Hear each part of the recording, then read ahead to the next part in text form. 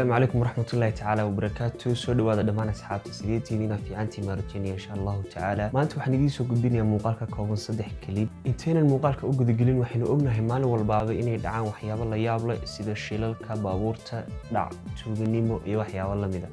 sidaas ay tahayna meel walbaaba waxa lagu xiraa kaamirada loo yaqaano CC kaamirada si loo ogaado waxa dhacay, nooca uu yahay iyo sida uu dhacay intaba. Kaamiradan qarsoonna waxa lagu xiraa meel walbaaba oo magaalooyinka kamid ah sida guryaha, baakinada, wadooyinka, hoteelada, beeraha, cafeteria-da. Mararka qaar kaamiradan waxay duubtaa waxyaabo la yaab leh taasoo lagu sifeeyay inay yihiin jimin iyo waxyaabo la mid ah. Waxaanay awood u leedahay habeen iyo maalin, mugdi iyo iftiinba inay isku si wax u duubto markaana ay shidnaan karto 24 saac. Muuqaalkeenu maanta wuxuu ka kooban yahay qayb kamid ah waxyaabaha ay kaamiradan duubtay kuwaas oo lagu sifeeyay inay yihiin jimin. Inteenan muuqaalka u gudagelin waxaan ka codsanayaa haddii ay tahay booqashadaada koowaad inaad taabto subscribe oo naga mid ahaato muuqaalkan aad like haddii aad u aragto inuu qalmo. Balse intaanan muuqaalka idin bilaabin aynu ku furfurno muuqaalka intros.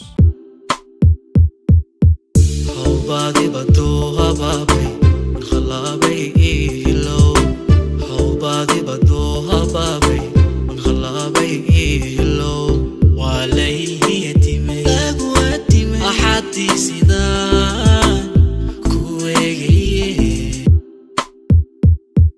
soo dhawaada mar labaad. Muuqaalka koowaad aan idin soo gudbinayo waxaa duubtay kaamirad ku xiran mid kamid ah wadooyinka beeraha loo dalxiis tago. Kaamirada marka dib loo daawado waxa lagu arkay wax aad loola yaabay laguna sifeeyay inuu yahay jin maraya beerta dhexdeeda. Sida ay muuqaalka u duubtayna ila daawo.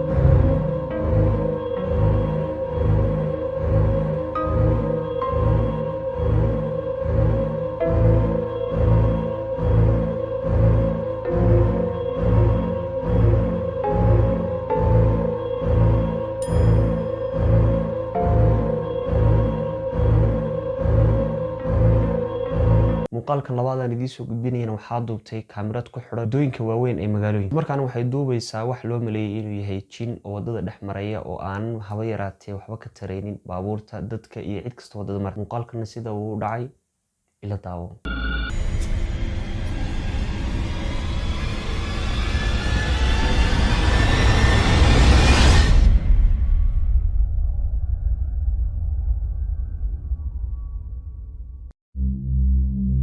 muuqaalka saddexaad aan ku soo gudbinayo wuxuu ku saabsan yahay ilmo yar oo iskaga ciyaaraya gurigooda dhekadooda isla markaana ay duubtay kaamirad ku xiran guriga xaggiisa sare ama apartmentiga xaggeeda sare. Ilmaha yar ayaa waxa haraatinaya ama jugeynaya ama kala tuuraya hadba sida aad u fahantid jin. muuqaalkana bal kaamiradan sida ay u duubtay ila fiiri.